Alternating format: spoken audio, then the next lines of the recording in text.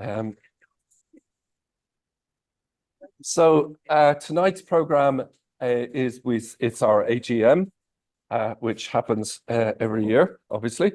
Up until now, we've run our AGMs in January, and you would have got a notice to say that from henceforth we'll be running them in February because we work by the calendar year, and it was just impossible for the treasurer's figures, the accounts, to be got ready in time for the January AGM.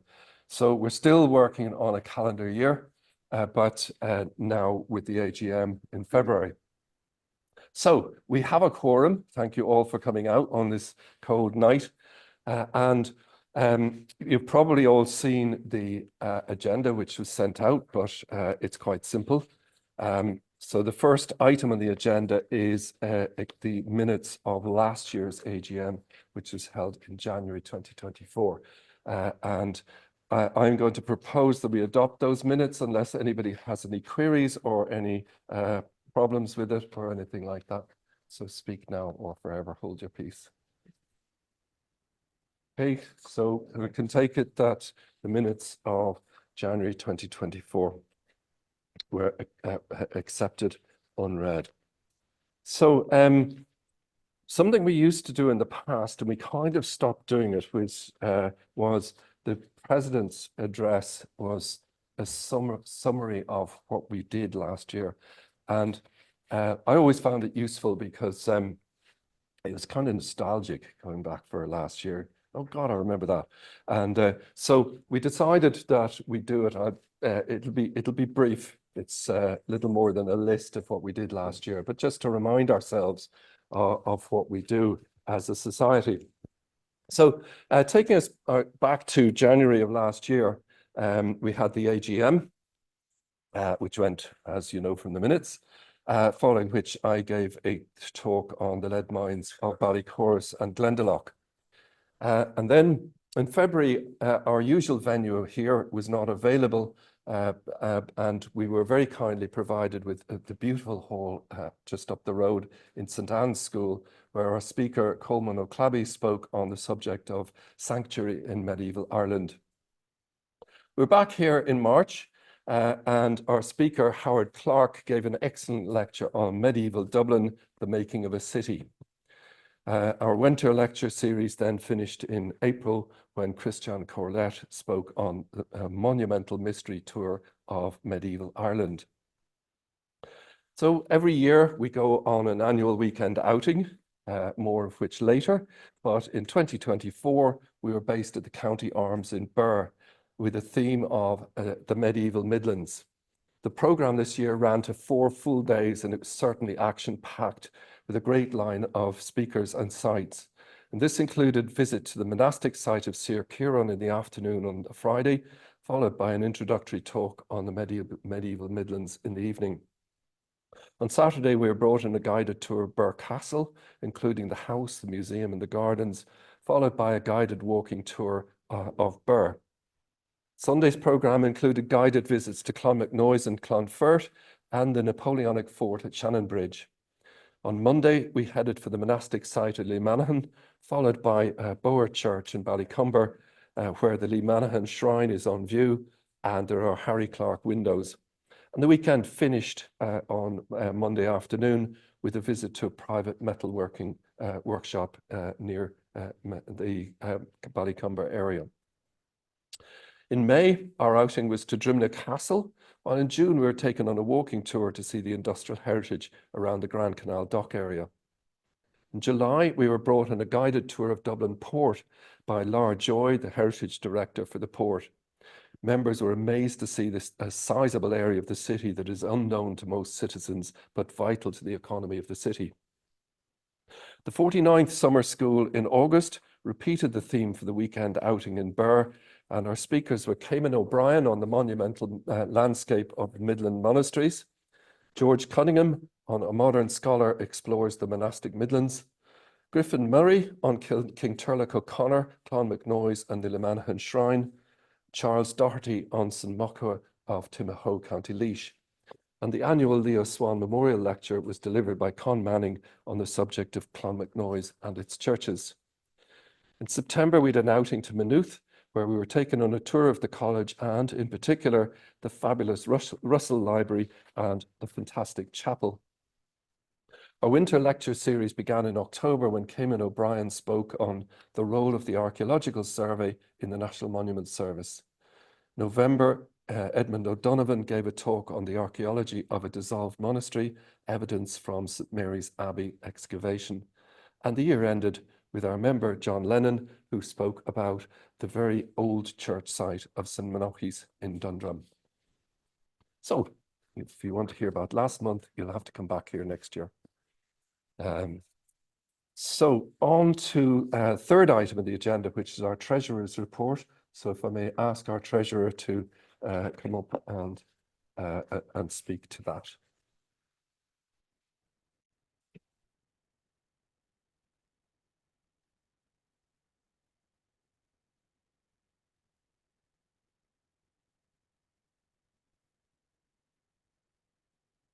Could I just reach across you there for the yeah, for one. Thank you. Good evening, everyone. This is going to be very brief. You can see on the screen there the final accounts for the year 2024. We will send this out to you as an attachment to the next notice. But if anyone wants to see a paper copy this evening, I have 9 copies here, which I can distribute. In addition, I will just give me 1 second until I put this into a larger size.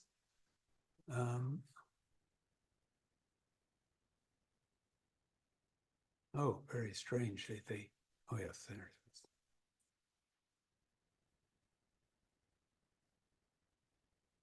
is. That allows you to see the expenditures and the just let me move it slightly for 1 second.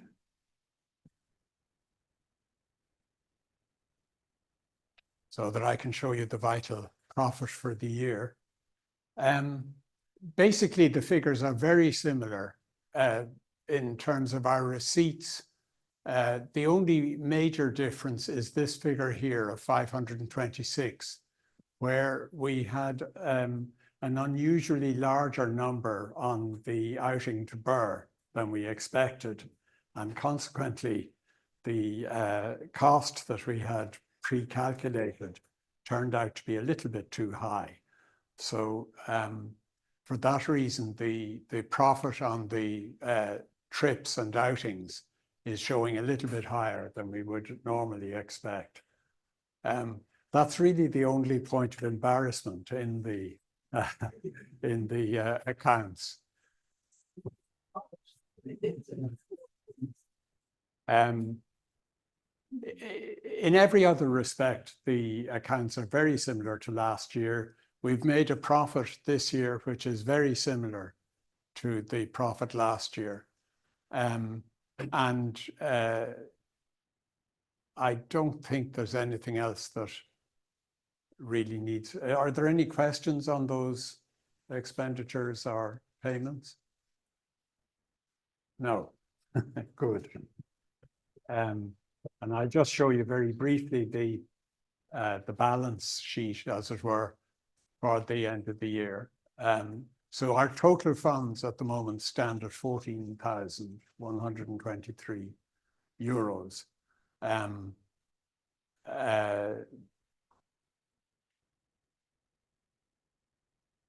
I must thank Richard Ryan for taking the trouble to examine the accounts and approve them. So any other questions on the accounts?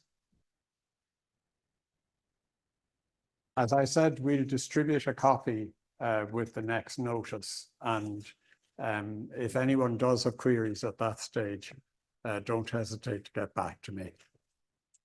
Thank you. Thanks very much, John.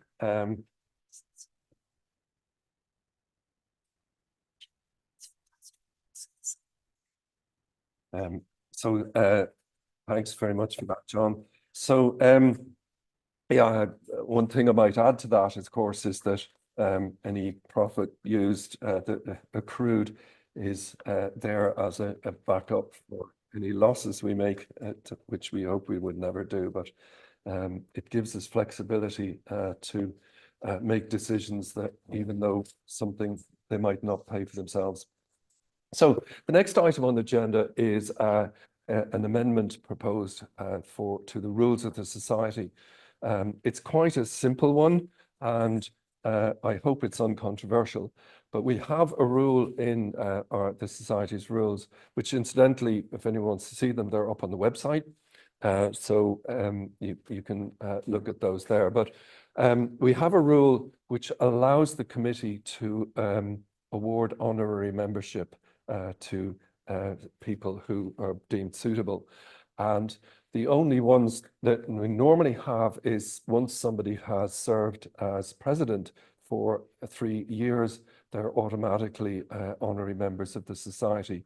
And we have a few of these at this stage. But other than that, we've had actually very few honorary members in the history of the society.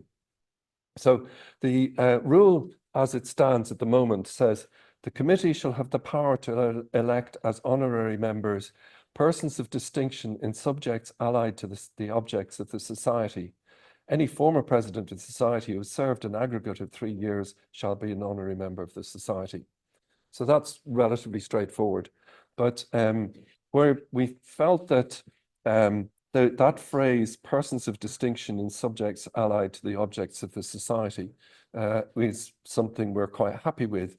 But it means that if we have somebody who has done stalwart work for the society over and above the call of duty, but doesn't happen to be a person of distinction in subjects, blah, blah, then we have no power to award them honorary membership. So therefore, we want more flexibility and to insert a clause into it to say, and others who, in the opinion of the committee, have provided outstanding service to the society. So in this proposal, the new rule would read, the committee shall have the power to elect as honorary members persons of distinction in subjects allied to the objects of the society, and others who, in the opinion of the committee, have provided outstanding service to the society. Any former president of the society who has served an aggregate of 3 years shall be an honorary member of the society. So I'll just throw it open to the floor in case anyone has any questions or objections or anything else to it. And then if there are none, or when we've finished with those, we can ask whether people are happy to adopt that. So first of all, have we any points to be made from the floor? Good. But somebody might stand up and ask, could they be made an honorary member? But no. The only thing it entails is that when you come in the door on AGM, you don't have to pay a sub. That's basically it. You're not given free ride on the outings or anything like that. And, yeah. Oh yes, that's right. Yeah, you can't. We've no facility for resigning from honorary membership, except through the undertakers. So if there's no further questions on it, is everyone happy to? Have we anyone who isn't happy on it? So because we don't really need to vote if nobody's unhappy with it. So I take it that change the rule is thereby adopted by all. Great, thank you very much. And we are, I didn't mention it earlier, but we have well above the quorum here this evening, so that's not a problem. So the next item on the agenda is the election of committee. Now, committee members, we have a number of officers of the society. We've a president, secretary, treasurer, and website. You're not officer as well, Owen? No, he's not. And have we not another officer? We have a number of ordinary members of the committee as well.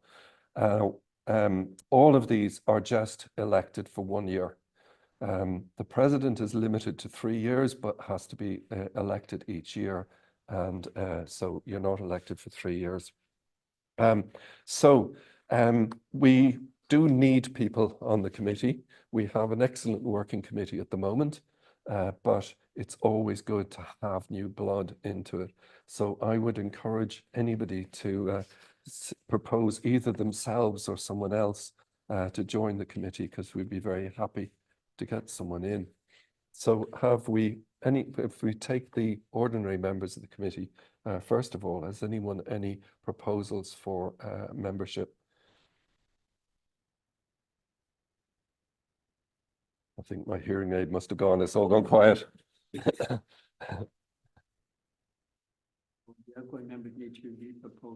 Yes, I was going to get to that, but maybe we can go to that straightforward.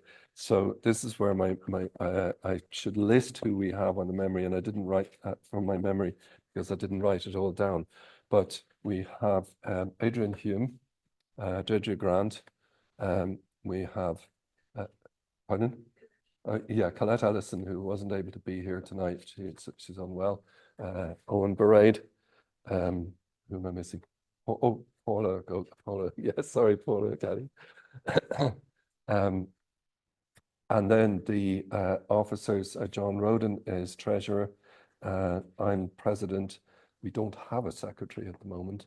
Oh, and well, John Lennon and Richard Ryan are not elected members of the committee. They are honorary members by, in fact, John Roden, John Lennon, Richard Ryan, and myself are all honorary members on the basis of having served as presidents.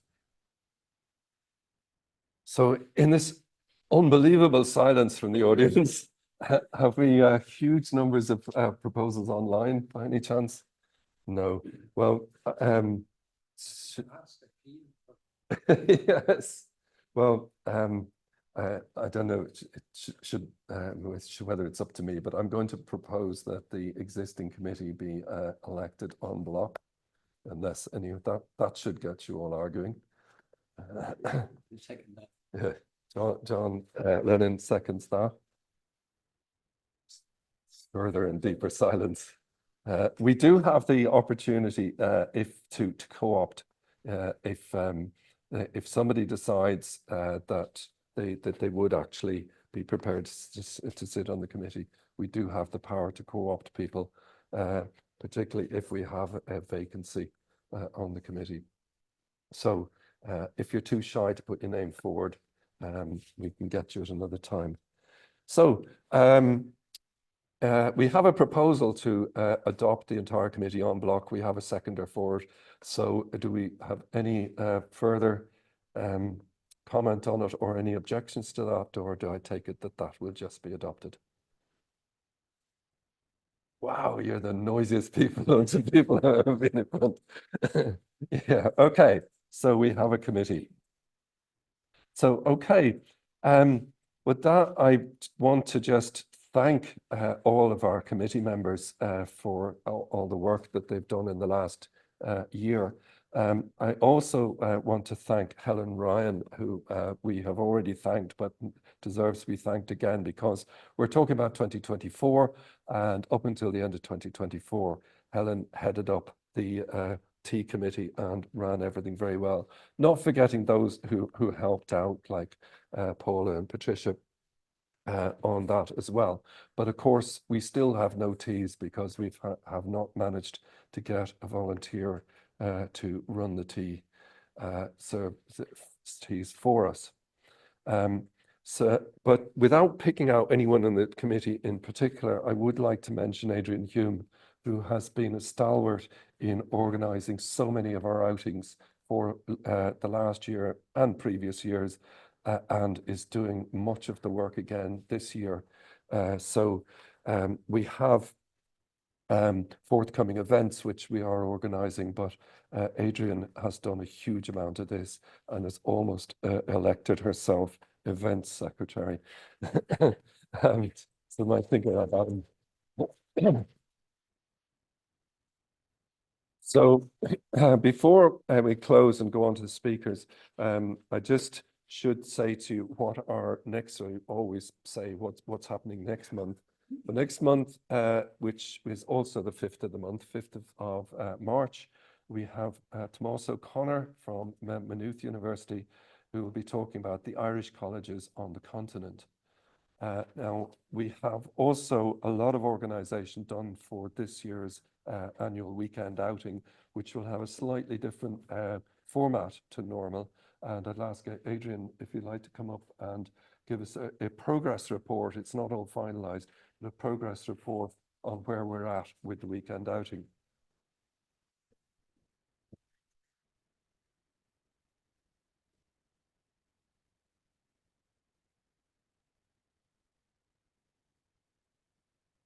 As a teacher, my voice should be loud enough anyways. Oh yeah, that's it. Got it. Is that okay? Okay. Right, so we have very exciting programs sort of starting to be put together, and just if you want to put it in your diary so that you know.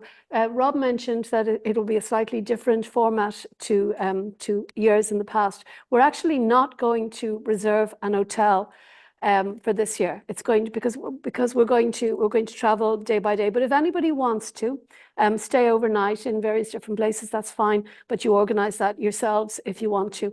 And otherwise, we're relatively close. I'll tell you in a minute where we're going, but it will be relatively close, and we can do it on a daily basis. So we discussed this, and we decided that it would be quite nice, maybe over the next couple of years, to focus on our rivers and sites close to our rivers. So on the basis of that, you can probably guess which river we chose to go with first of all. We decided on the Boyne. And we're going to focus on sites maybe which are not the usual sites on the Boyne, because I'm sure many of you have probably already been many times to Newgrange and Nath, but we're going to do something a little bit different and try and focus on some other aspects of the Boyne. So with that in mind, just to whet your appetite, we have the wonderful Professor Roger Stalley, who's very kindly volunteered to guide us in Monaster Boyce and Mellifont. And I haven't asked him about Kells yet, but hopefully, maybe. So that should be pretty interesting, and that will be the 8th of May. The 17th of May, then we have Anthony Murphy, who you have met before because he did a wonderful trip for us to Douth, and he talked to us about Newgrange as well from the sidelines. But he's going to take us to Lough Crew and Fornox. And apparently he has already brought out a book on Fornox. So he will be with us that day. And on the 18th of May, the wonderful Geraldine and Matthew Stout, who you all probably know, who are responsible for the excavations at both Bective and Bowbeck, have kindly agreed to guide us there. And the last day, the Friday, probably will be Trim, but we haven't totally finalised that yet. And also Edel Brannock, who very sadly lost her husband recently, Reinald. But Edel has very kindly also agreed to do a tour for us in Tara. And I remember doing that with her years ago, and she was absolutely outstanding because, of course, it is her expertise. So she will guide us around Tara at some stage during the summer. And what else? Rob at some stage will very kindly guide us around Kells with, or not Kells, Slane, sorry, excuse me, Slane, with a number of interesting things there. So that's all to be finalised. So if you put those dates into your diary for the moment, details will follow. And as I said, if you do want to book accommodation, lunches and that sort of thing, it's up to yourselves, but we will organise the outings and the speakers, and that's it. And if you have any questions, you can ask me afterwards. Oh, don't forget to say about how it's talked. Oh, yes. So thank you very much for that. And the reason why Friday is still up in the air is because that was to me going to Slane, but I don't think I'm going to be around that day. So watch this space. So with that, I bring the AGM to an end for this year and go over to our two speakers for the evening. And so Richard, Richard, you ready to go?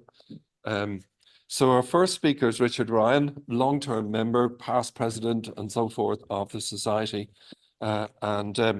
This is something we used to do in the past was to have short talks by our own members because sometimes members have something to say that they can't turn it into a full-length lecture for a whole evening. And it's just to try and encourage people, if they have something to present to us, to come forward and do it. So Richard is going to kick off this evening. And his topic from Bruff to Bulgaria, the story of an unlikely Bulgarian hero from County Limerick. Thank you very much. Yeah.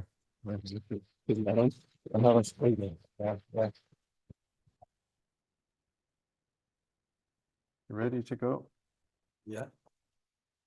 Good evening, everybody. I'm going to talk to you this evening about a Limerick man called James Boucher, who was born near Bruff in County Limerick. I don't know if any of you know County Limerick, but there's a small town called Bruff. He was born in 1850 and he died in Bulgaria in 1920.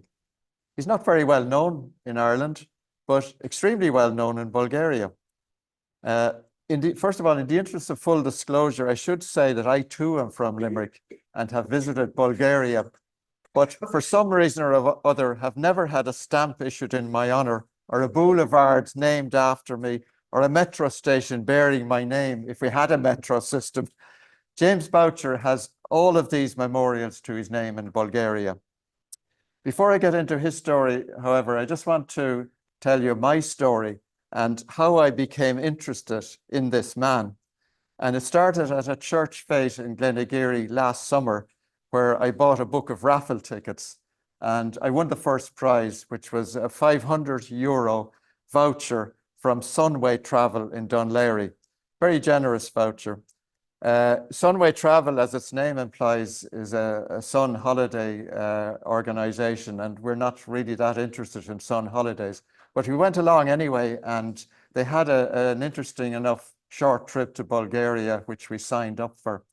After we signed up for it, I vaguely remembered having heard about an Irishman who'd got involved in the Bulgarian struggle for independence from the Ottoman Empire, and I looked it up. And so I discovered James Boucher. First, a word about the name. The Dictionary of Irish Biography says that it's a Huguenot name, but when I looked into it, I discovered that it wasn't Huguenot. It's actually a 13th century Norman name. And the Bouchers came to Limerick about 100 years before the Huguenots came. Also, I checked various lists of Huguenot names, and it's not on those lists. It's 13th century Norman. It might even be earlier than that. The Bouchers became Earls of Bath eventually, and the second Earl of Bath had a son, Sir George Boucher, and he was the guy who founded the family, the Irish branch of the family in 1586. What happened was he was granted parts of the estates of the Earls of Desmond. They had rebellions in the 16th century, and their lands were taken off them and given out to various people, of whom Boucher was one. He built Boucher's Castle at Lochgar in East Limerick. I'm sure a lot of you have been in Lochgar, and you'll see a tower house there, and that was the one built by Sir George Boucher. It's still in a good state of preservation, but not really open to the public. Just a little bit about the pronunciation. At first I was pronouncing it Bourchier, which is very posh, but I discovered in Bulgaria that the correct pronunciation is Boucher. And if you just look at the metro station called after his name, and you'll see the Cyrillic version. Oh yeah, the Cyrillic version of his name is spelt phonetically B-A-U, and that other character is C-H-E-R. So obviously he taught the Bulgarians how to pronounce his name, and they've kept it phonetically ever since. So that's the pronunciation that I'm using. And so to the man himself, he was born in 1850 in Baggetstown House near Bruff, County Limerick. And like many famous Irishmen, he went on to study at Portora Royal School in Enniskillen and also at Trinity College Dublin, where he graduated with a gold medal for classics. That was in 1873. Then in 1878, he became an assistant master at Eton. But his growing deafness affected his teaching and he had to give it up, and he decided to become a journalist instead. He was offered the post of Balkan correspondent of the Times of London, and he went there and he lived most of the time in Bulgaria and in Greece, and he became an expert on Balkan politics and history. Now, at this stage, I want to divert a little bit to talk about what was happening in the Balkans at that time. The main political event was the gradual decline of the 600-year-old Ottoman Empire.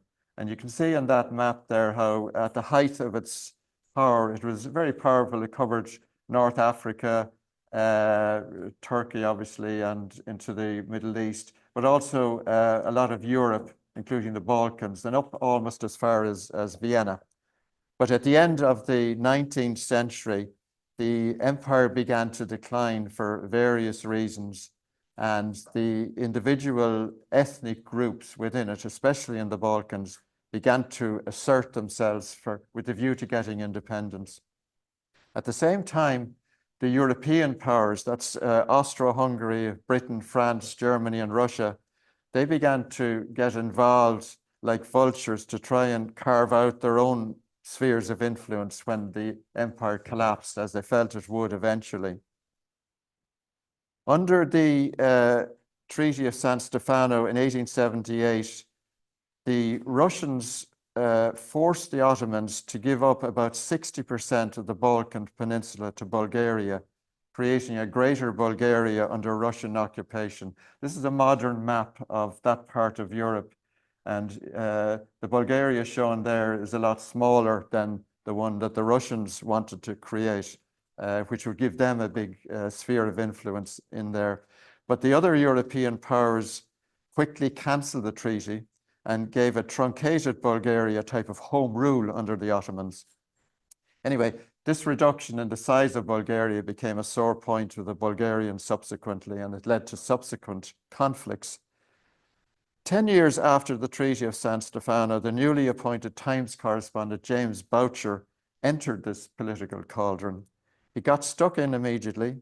He learned Bulgarian, traveled all over the Balkan Peninsula, including the most remote parts of Bulgaria, and he began to love the common people of the country.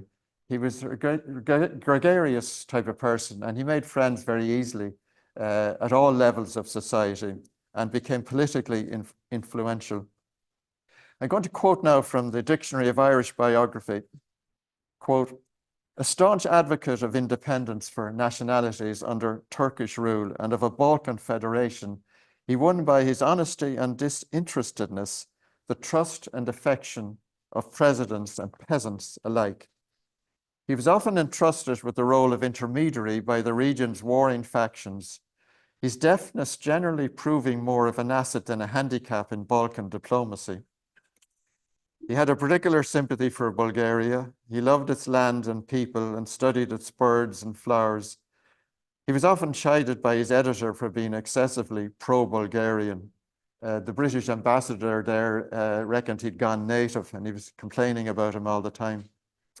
In 1911 and 1912, he played a major part in the negotiations that led to the formation of the Balkan League between Bulgaria, Serbia, Greece, and Montenegro, and particularly in the rapprochement between Greece and Bulgaria, which he hoped might lead to the union of Balkan states he so fervently desired.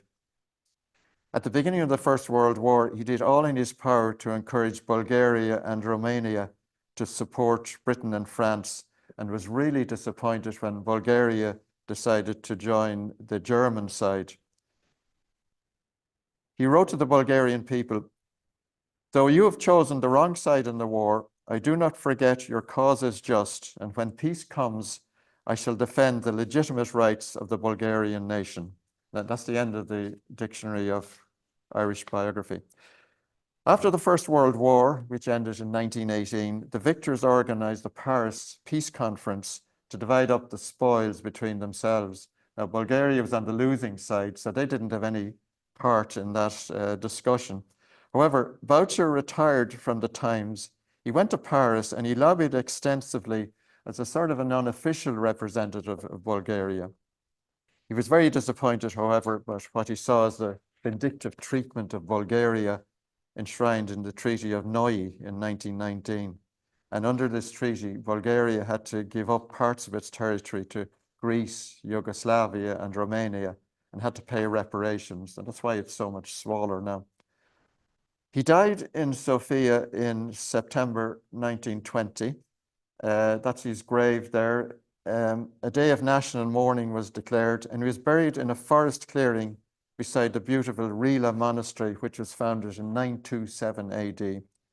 He's the only foreigner allowed to be buried at one of Bulgaria's greatest monasteries, and that's it's a very simple, big slab, big tombstone, and obviously somebody has put some flowers on it just before we visited. Rila Monastery is a beautiful monastery located in the mountains about 120 kilometers south of Sofia, and it's well worth a visit. Helen and I visited in September, and Helen took these photographs. When you go into the courtyard, straight in front is a beautiful Orthodox church, very nice inside. And around the outside are the monks' cells. There are about 300 monks' cells all around the courtyard, beautifully preserved. And that's the interior of the Orthodox church, really gorgeous, with gold decorations and frescoes inside and outside. Boucher is very well remembered in Bulgaria. 1 year after his death, the Bulgarians issued a set of 9 stamps in his honor. This is one of them. You can see he's dressed in Bulgarian costume there. And more recently in 2020, a commemorative stamp was issued to mark the 100th anniversary of his death. Also, interestingly enough, if you look at the denomination, it's 170 statinki, and it's 170 years since he was born. So they got 2 sort of commemorative numbers there. In Sofia, there's a James Boucher Boulevard and a James Boucher metro station. That's me there. Up in the street near the metro station, there's a bust of James Boucher. On the house where he lived in Sofia, there's a plaque which describes him as a sincere friend of the Bulgarian nation and champion of the Bulgarian national cause. There are James Boucher Boulevards in other Bulgarian cities as well, and he's been honored by Montenegro, Romania, and Greece. In 2023, the Bulgarian ambassador to Ireland unveiled a plaque at the post office in Bruff in his honor. In case you can't read that, it reads, "A true friend of Bulgaria and its people. As Balkan correspondent of the Times, he dedicated most of his life to the Bulgarian national cause. He's resting at the Rila Monastery in Bulgaria." Interestingly enough, when we were on the trip, there was a couple from Bruff on the trip who'd never heard of James Boucher and had never noticed the plaque on their post office. He was a very gregarious person with a wide circle of friends, including, as I mentioned, friends in high places. And despite his deafness, he was a charming conversationalist, a linguist, and a musician. He was a fellow of the Royal Geographical Society, and he spent a lot of time exploring the Balkans' Hellenic past. He wrote on archaeology and travel, as well as politics. He also wrote several articles on the Balkans for Encyclopedia Britannica. It's worth recalling that he was born just after the Great Famine here, and he lived during the Land War in Ireland and the great political struggles of Parnell and the Irish Parliamentary Party in Westminster. He was nearing the end of his life when the Easter Rising took place, and he died in the middle of the War of Independence. Whenever he visited Ireland, he stayed in Kilkenny, where his mother's family came from. And the Kilkenny essayist Hubert Butler, had an interesting comment about him. He said, he put all his gifts of imagination and understanding at the service of Bulgaria. He played no part in Irish politics. I say this with regret because I think in his own country, he could have exercised a great and good influence where it was badly needed. It is a great pity, in my view, that such an interesting and significant figure in Bulgarian history is largely forgotten in the country of his birth. Thank you very much.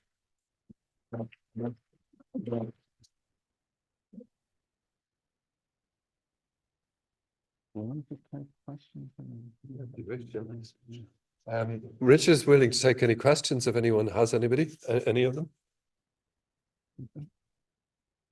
No.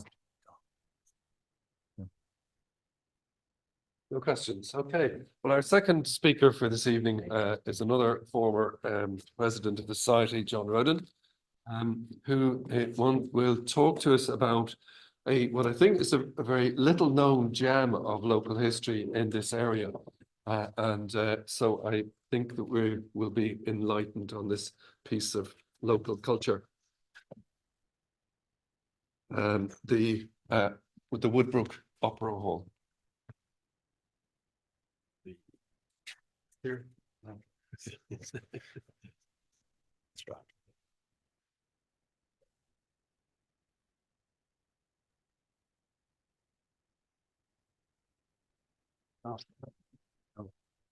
Oh, sorry.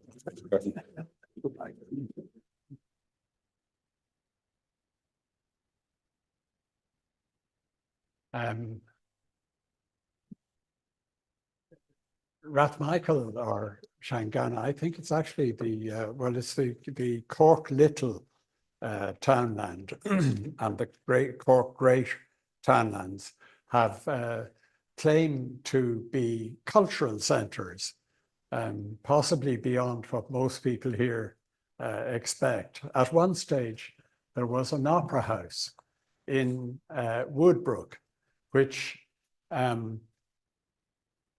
is at this location here. For those of you who know the entrance to the motorway at the roundabout just north of Bray, that's where the Woodbrook estate is located. This is a map dating from approximately 1840, which shows the estate, which is the area below this line here, and the other estate above it, called Woodlawn at that stage, belonged to a separate family, the McGann family. The Woodbrook estate itself belonged to a family called Ribton. Interestingly, Eliza McGann, who lived, well, she occasionally lived in this house here, was responsible for giving the land on which St. James's Church is built. St. James's Church is further up this road here. In 1870, Henry Cochrane bought the house, this house here, from the Ribton family. And Henry Cochrane was the co-founder with Thomas Cantrell of the soft drinks firm of Cantrell and Cochrane. And they were the inventors of ginger ale. And because of that invention, the sales in Ireland, Britain, and the United States led to an immense fortune. And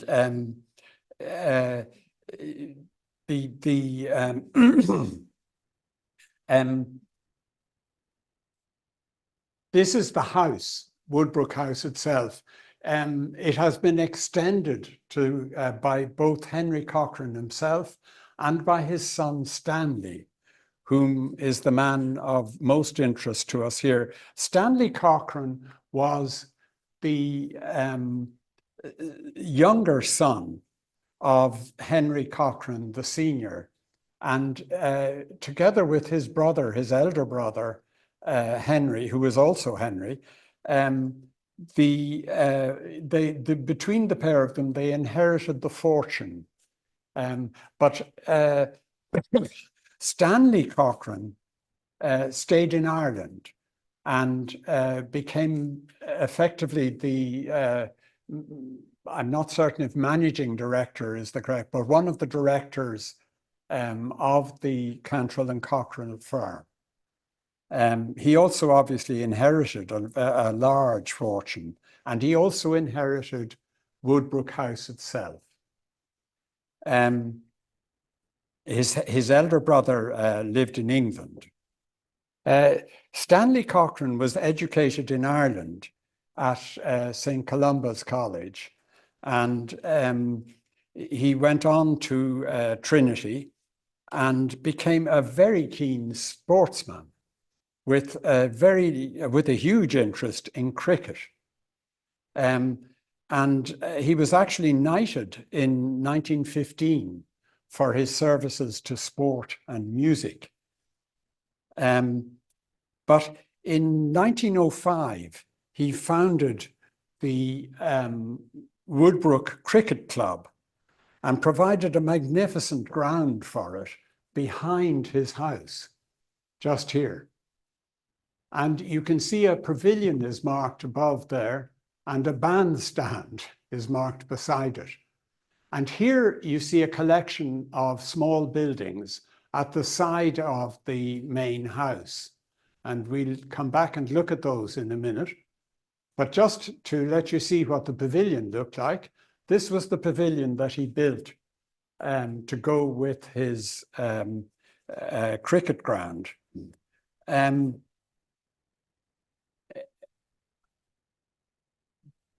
I'll just go back for 1 second. It's interesting, you can also see on this map that the house that previously was shown as Woodlawn is now shown as the Woodbrook Estate Office. And what that is also indicating is that in, I think, roughly 1905, the McGann heiress died, and the McGann estate became, or this part of the McGann estate, which was enormous, became available for purchase. And Stanley Cochrane decided to buy this estate above that line, as I showed you before, and he combined it with the Woodbrook estate. Just as a small diversion, the lady who last owned this building, not technically, there was a further heiress, but she was called Augusta McGann. And although she lived there very rarely, she was the daughter of Eliza, who gave the land for the church. But Augusta was, her nephew recounts that when she died in 1905, her several houses were found to be filled to overflowing with papers and unopened purchases, clothes and furniture and many other things.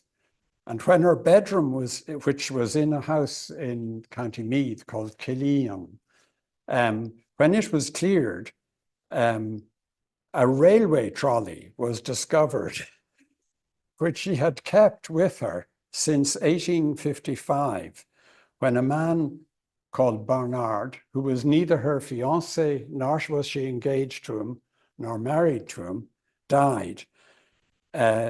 She happened to see him being brought home in Mullingar train station, and he was being wheeled along the platform on this trolley, which she then bought and kept.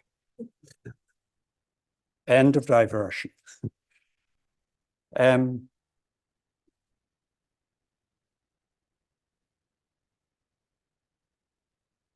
I've marked in pink here the area that I pointed out earlier, which had a number of small buildings in it. You now see that it has a single large building on it. And that was a sports hall, which Stanley Cochrane decided to build as part of his cricket club in order to allow people to take part in indoor cricket practice. And at that stage, it was called the Sports Hall. The hall now looks like this today. And as many of you will recognize, it's actually Mullins Auctioneers Hall. You can see a number of things. It has a skylight, a very extensive skylight at the top.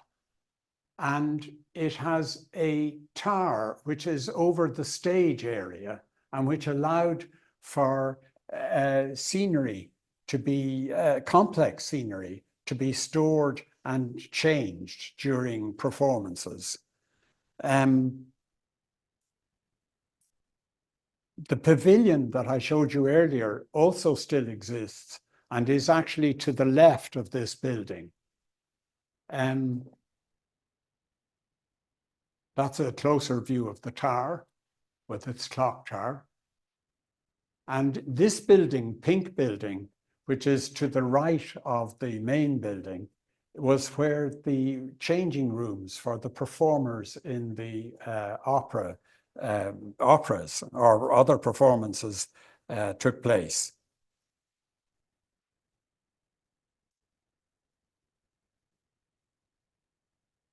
This is what the interior looked like in 1912. You can see just here, there's a piano for a performance, but you can also see that the audience sat in every possible shape and kind of chair or armchair, or possibly even an occasional sofa, like this one. And in fact, the whole room has more of the feel of a hotel palm court than an opera hall. You can also see up at the top here that the skylight appears to be covered with some kind of rough netting. And I presume the reason for that was to avoid the glass in the skylight being broken by wayward cricket balls. Like high seas.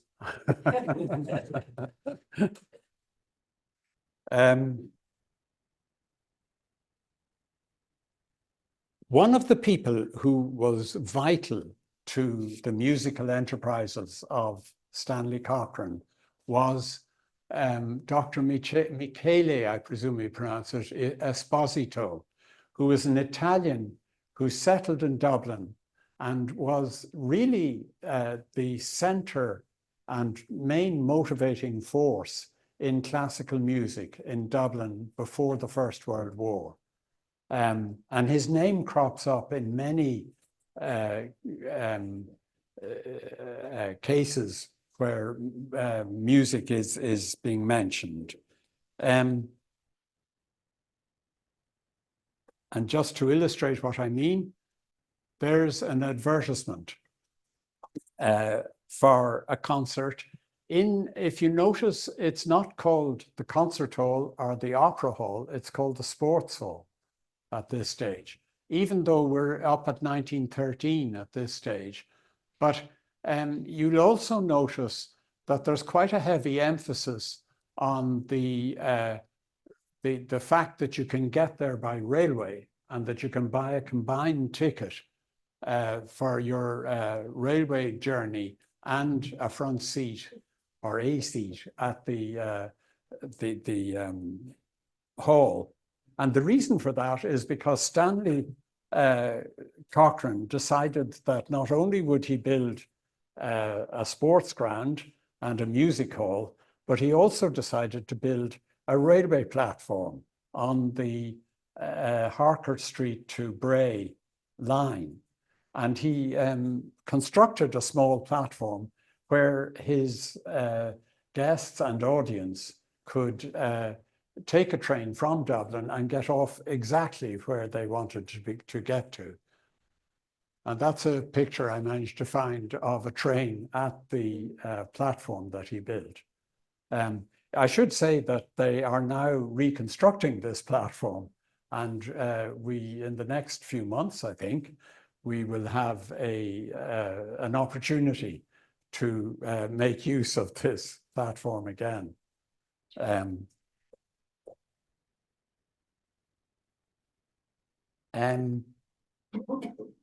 1914, a very famous French pianist, Alfred Cortot, performed for the first time in Ireland or Britain. And this just shows you an example of the program for that event. These are the front and back pages, and that's the program itself inside. I must thank Rob for producing this document, which he came across. You can see he's playing quite a lot of music, including 24 preludes by Chopin. So I don't know how long the performance was, but it looks as if it might have taken quite a while. I should say that one of the things about the opera hall was that you could come out and have a picnic. So you could come out by train and sit, I presume, on the grass somewhere with your picnic and then go to listen to the music. And Alfred Cochrane claims that this way of listening to music was a precursor to the Glyndebourne opera in Britain. How true that is, I don't know.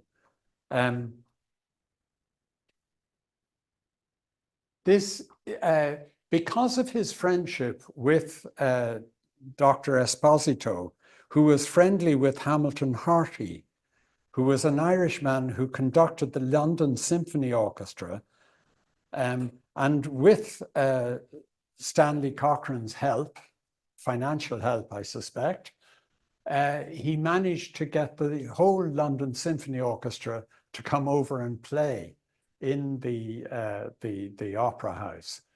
And this is a picture of them on the stage of the opera house. Slightly crowded, I think, but nonetheless, you'll notice also that the piano is very strongly advertised here. I decided just to try and compare this photograph with a modern photograph of the auction room. And in fact, the elements of the stage are still in place.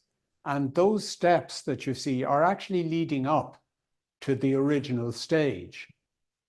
And I've just blocked off here the actual area of the stage, and you can still see at the sides, these are the original pillars of the proscenium arch.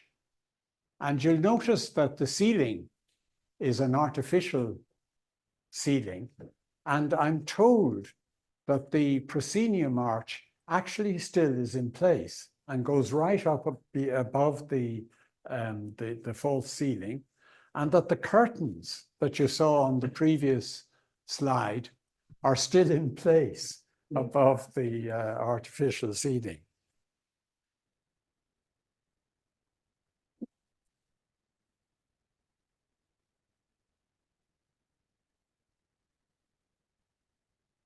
I think it's fair to say that the high point of the opera house was the period before the First World War. And I just made a list from the various ads that I saw, just to list some of the people who are mentioned as playing there. The Quinlan Opera Company seems to have come over from Britain. It was an English opera company. The London Symphony Orchestra, Alfred Cortot, the Moody Manners Company, who had Fanny Moody as the principal star. And she appears to have been a famous singer, I think. Dame Nellie Melba is frequently mentioned. Now, I haven't actually been able to find evidence of a particular concert that she played at, but I do know she spent approximately 3 months at one stage in Dublin. Does everyone know who Dame Nellie Melba is? She was a famous Australian singer, and there she is. But when she came to Dublin, she used to stay with the Cochrans, either in Woodbrook or in their house in Kildare Street. I did find a mention that she performed in the hall in 1908, which seems to me to be very early. And I suspect that that was probably a performance by invitation only. I get the impression that Stanley Cochrane entertained many musicians and performers and gave them accommodation when they were in Dublin. And I suspect for that reason, they often performed at private concerts for him. Just to finish off, to give you some idea of the history afterwards, it continued in use as a hall up until, I think, the 1970s. And it remained as a performance space until it was converted into a dance hall. It also was used in the 1930s. There are regular references to the Garda annual dinner dance being held in the hall. And a license had to be obtained every time. And the guards, amazingly, the guards used to ask for a license from 9 p.m. until 5 a.m. the next morning. And after negotiation, the judge would only give them from 9 until 4 p.m., 3 a.m. So it shows you that habits have changed quite considerably in the fashion for dinner parties.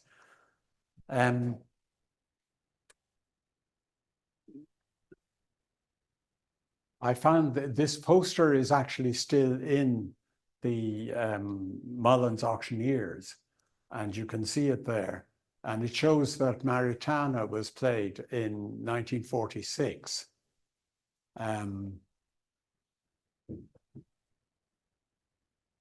that's everything I have to say about the Opera House.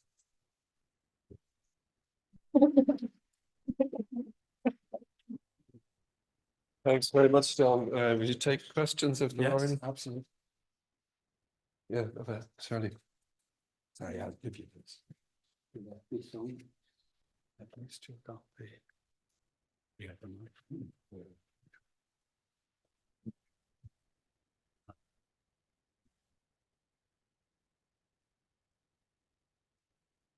Certainly, yeah. Just my father was in Woodbrook, and it was like his home rather than the house he lived in. So I spent a lot of time up around there when I was young. But some of the Cochrans had lived in the other side of as you drive up on the left side, didn't they?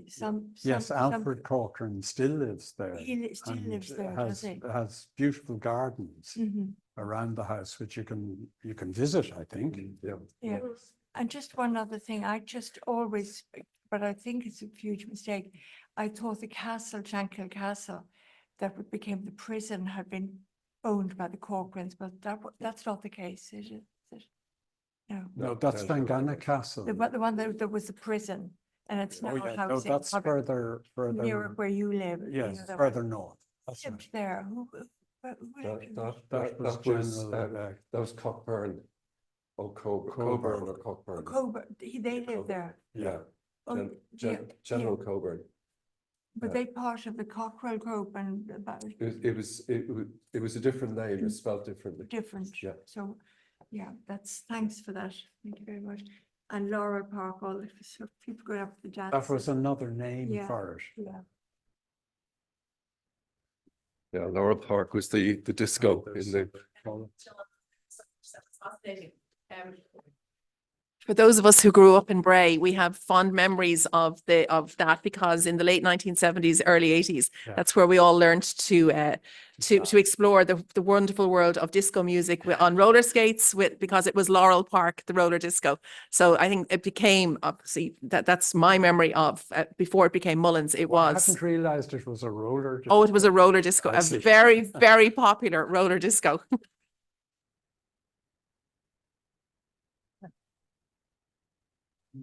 Yeah, thanks very much, John. That was great. I don't think this is working, is it? Oh, right, okay. I'm just wondering what it's used for now. It's become Mullins Auctioneering. No, but the big house beside it. Oh, you know it's the one- lived in by the. Oh, they Cochrans still, all right. live there. All right, okay. Yeah. Yeah, so Mark Cochrane lives there now. Yeah, when you talk about the Mullins in there now, Larry wants to ask the about- photograph you had of the hall when it was furnished, all these different furnishings, looked to me just like Mullins auction rooms.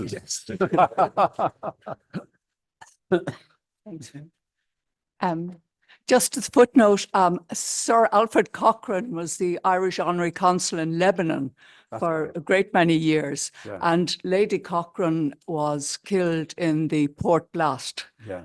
when she was living there in Lebanon. She was Lebanese. I'm trying to remember the current Sir Mark Cochrane is the daughter, is that right? Or the son, I should say, of the woman who died. Yes. Yvonne. Yes, and I think he may indeed still be the Irish Honorary Consul Yeah. in Beirut, yeah, because there's no And there's is no he embassy still? I there. think he might still be, is he? Yes, Yeah. yeah. Thanks, Larry. Yeah, I think he spends a lot of Yes, time living very in much. Lebanon.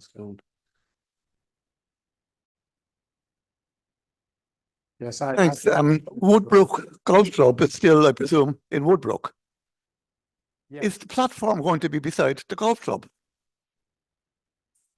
It is? They moved parts of the golf course. They did an announcement, Ah. They took part of what was the back of Shanghai Park Yeah, and they've done a swap so that to build, to have space to build the railway station. a full station or just a platform? A full, But it is on the same site as the. It's at the original. That's the- okay. Yeah. Thank you both, Richard and John. They were really interesting talks, both of them. Thank you very much.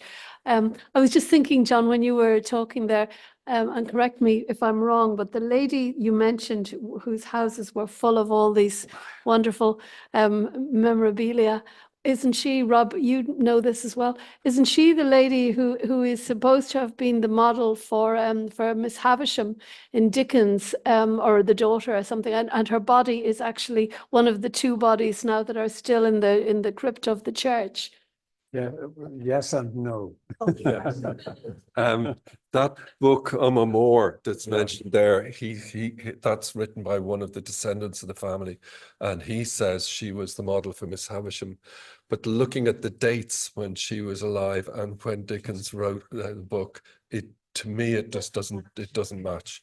But it doesn't rule it out. And I think that John's comment about what the lady was like with she was quite clearly eccentric. Yes. Well, she owned a wonderful house in Stephen's Green, number 77, which is just beside Ivy House. And apparently it also got full up with rubbish. And when I think it was the Loretto nuns, some nuns anyway, bought it. And when they were clearing it, they are said to have discovered, again, according to Oma Moore, a wedding dress, which had never been used, and a breakfast, which was now, again, I wonder whether that's true or not. Is this the daughter or the mother?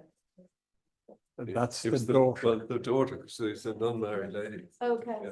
Oh, yes, At of course, one of yes. them, I think it was the mother, was approached by the Guinnesses to buy the house beside Ivy House. And she's reported to have said that she couldn't possibly sell to a mere brewer. So they had a very strange idea of their aristocratic position in Ireland. Right. It was, But they were of Gaelic origin. oh yes, yeah. Robert? It just sounds as if the creation of the Woodbrook halt coincides with the moving of the railway line inland. Would that be correct? 1911? Yes, well, I think he actually built the railway halt before 1905 or so. So there may have been one of the earlier lines. So Oh, and yes, the Harcourt Street line. Which, But there may have been one on the old line before it was moved inland. oh, so it it's actually had is, been it's on the with part the of the line. line after the Harcourt Street line joined the Dún Laoghaire Bray line. You know, the two lines joined together just about. Oh, yes, And just Robert around pointed there. That the railway was moved inland. Yes, I know. I understand the point you're making. I'm not sure. No, I was just wondering Yeah. whether he sort of took advantage of the fact Of the that change. Yes. Yeah. Yeah, maybe. some kind of I quid pro quo suspect it was a with very simple platform, though. Yeah, yeah. It was a halt rather than a station. It was still used for golf tournaments. Yeah. Up until the Dart, I think. I don't know. Anyone? Anything further? Yeah. Just for Richard, there was a lovely article recently, I think was it History Ireland or Archaeology Ireland, I forget which, about another famous Irishman that none of us knew anything about, who apparently was very important in, was it Madagascar or something like that? Yeah, and so if you wanted to continue your research on famous Irishmen, and of course, don't we have somebody in South America as well then who's very famous? Yeah.